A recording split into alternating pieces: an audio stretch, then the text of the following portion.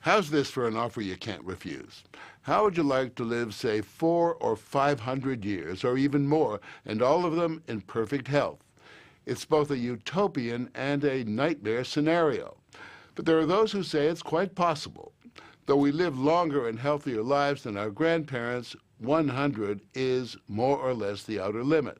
Because catastrophic disease aside, we just plain wear out. But one scientist is getting a lot of attention. He says that's old-fashioned thinking, that sometime in the next 20 or 30 years or so, we'll be able to recondition ourselves for the first steps towards immortality. We begin our journey to the outer limits with a gentle trip down the River Cam, floating by that center of British learning, Cambridge University. My guide and helmsman, Dr. Aubrey de Grey. He ponders while he punts. When I was a student, I bought my own punt, second-hand one, for a few £100s, and I used it in the summer to do what's called chauffeur punting. People come along, tourists, and you tell them lies for money. Today he's pondering his favorite premise, eternal youth.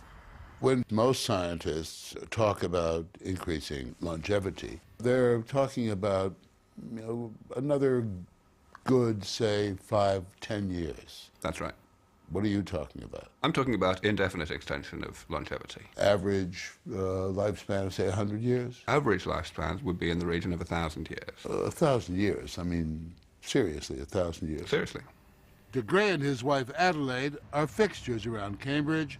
She's a researcher in genetics. He's an academic maverick. While still in his early 30s, he published groundbreaking work in theoretical biology, giving him an international reputation. His day job is managing a fruit fly database. But the work that consumes him involves larger game, us. And he does his best thinking here, in the same 17th century pub where Watson and Crick refreshed themselves while unlocking the mysteries of DNA. De Grey believes he's unlocked the mysteries of immortality. The aging process is really a build-up of side effects of being alive in the first place. De Grey's identified the biological processes he thinks are responsible for aging, including the mutations that cause cancer and the gradual buildup of useless, toxic junk. This accumulation of junk within the cells lead to what? It depends on the tissue. In the eye, there is a type of junk that accumulates in the back of the retina, but eventually it causes us to go blind. It's called age-related macular degeneration.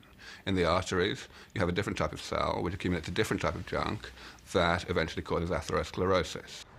But De Grey has gone way beyond describing the causes of degeneration. In a series of papers, he's developed a theory he calls engineered negligible senescence. Simply put, it says science will soon enable us to grow old without aging. All of these conditions, the junk, the mutations, can be avoided or prevented or something. They certainly can't all be avoided or prevented yet, but I do claim that we have a fighting chance of developing ways to prevent them within the next 25 years or so. So we're just as spry at 500, say, as we were at 25? That's right. If you have difficulty imagining this, think about the situation with houses. With moderate maintenance, they stay up, they stay intact and habitable, more or less forever. It's just that we have to do a bit of maintenance to keep them going. And it's going to be the same with us. He's talking about something that doesn't exist. Dr. Jay Olshansky studies longevity and aging at the University of Illinois in Chicago. He says De Grey's predictions are more science fiction than science. Currently, life expectancy in the United States is roughly about, well, it's 80 for women, about 75 for men. They're talking about numbers that are simply way beyond comprehension. Olshansky goes on to say, we're simply not built to last. From an evolutionary perspective, we're designed to make it, to grow and develop and to reproduce, pass our genes on to the next generation, and ensure the reproductive success of our offspring. So, early 60s, one might argue, is where evolution has us surviving optimally. But we go well beyond that, well beyond the end of our reproductive period. So it's no surprise that we see things go wrong with these bodies when we use them beyond their warranty period. And that's exactly what we're doing. My conclusions about people living to 1,000 and so on are very extreme. And so the natural reaction is to say, well, this can't possibly be right. But then if you look at my reasoning, how I get to those conclusions, it becomes very much harder to actually identify anything that I'm saying that is unreasonable. Would you compare such critics with those who believed that the Earth was flat and continued to believe it even though it was only theoretically proven that it was round? I think that's a pretty good parallel, yes.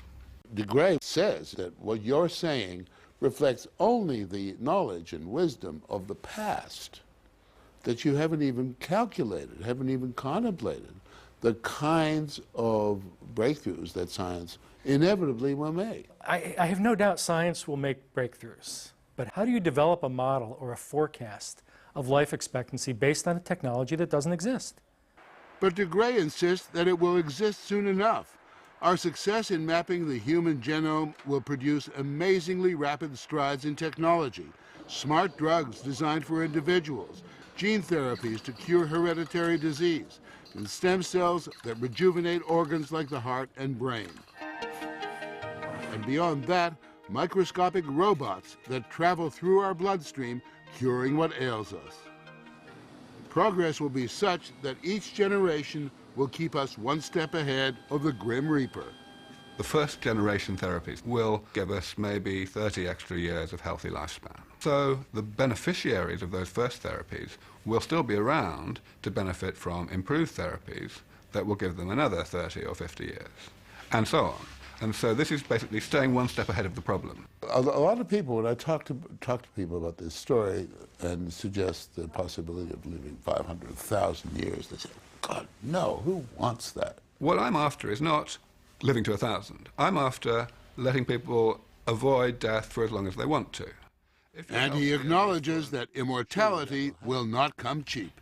We are talking about serious expenditure here. We are talking about expenditure in excess of what's being spent on the war in Iraq, for example. And that money will only be forthcoming when ordinary people become convinced that they have a shot at radical life extension. The people who are watching this probably still think about serious life extension in the same way that they think about teleportation. You know, they think it's not really foreseeable, and they'll worry about it when it is. That's where the Methuselah Mouse Prize comes in. It's a multi-million-dollar contest designed by DeGray and others to spur anti-aging research. The goal, to demonstrate that radical life extension is possible by producing a so-called ageless mouse within the next 10 years. And that is when the real pandemonium is going to happen, because people will want to maximize their chance of making the cut. Not all mice are created equal, at least not in the laboratory of Dr. Christian Sell, a research scientist at Drexel University in Philadelphia. In a separate facility, his mice come in two sizes, regular and midi. The midi mice are 40% smaller than regular mice because one gene has been altered. You can see within here our mice have the normal gene and the altered gene. Obviously, this guy is normal, Right. and this little guy has been altered. Exactly. The altered gene, one that all mammals, including humans, have, regulates a hormone called IGF-1 that affects an animal's size. If the gene is active, a lot of the hormone is produced and the animal grows large. A less active gene produces less of the hormone and a smaller animal. Dr. Sell hopes to prove that the gene also affects longevity. If he's right, his smaller mice with less of the hormone will live longer than the 2 to 2.5 year average of their larger cousins. Small seems to live longer within your own species. Across species, small is shorter. Mice live shorter than elephants. Yes. But within mice, the smaller mice seem to live longer. Within dogs, smaller dogs live longer. So a Great Dane versus a Chihuahua, Right. the Chihuahua will win every time. And the Chihuahua has much less of this hormone than the Great Dane does. One could conclude that this hormone produced by this gene is the longevity hormone. Why don't we say it's a longevity gene? Because there may be more, there's certainly more than that.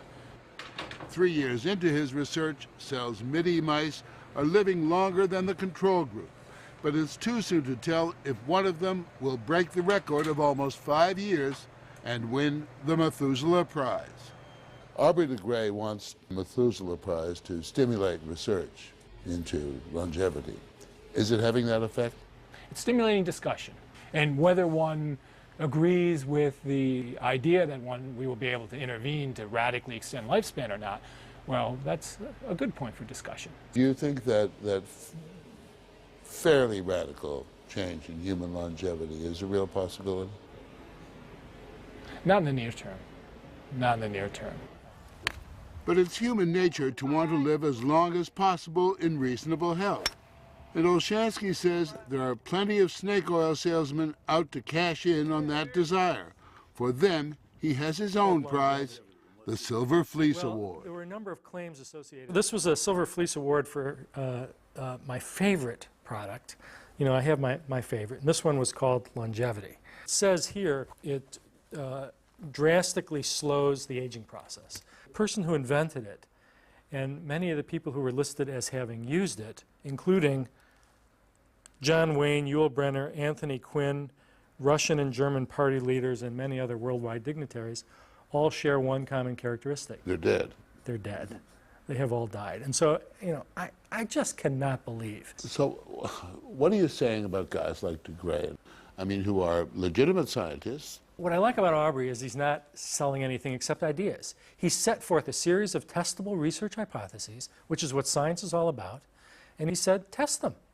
I love that. That is what we should be doing in the world of science. I just wouldn't hold out immortality or 5,000-year life expectancies as the end result or the promise of what you're going to get from this. But what if de Grey's vision really does come to pass? Are we prepared to deal with a whole new set of problems? We're talking about saving 100,000 lives a day, and it takes a lot of problems to match that. But there are those who would suggest to you that those 100,000 lives a day are just in the nature of things. 100,000 lives a day lost, 100,000 new lives created every day. Yeah, some people do say that. But you know, it didn't stop us from using treatments for infectious diseases when we found out how to develop them. But can the social scientists keep up with these physical scientists? In terms of a city of 1 million people, that becomes a city of 50 million people, all of them perfectly healthy with no sign of them going anywhere. Sure, it will be difficult. All I say is that that is a choice that the society of the future that has these therapies at its disposal is entitled to make for itself.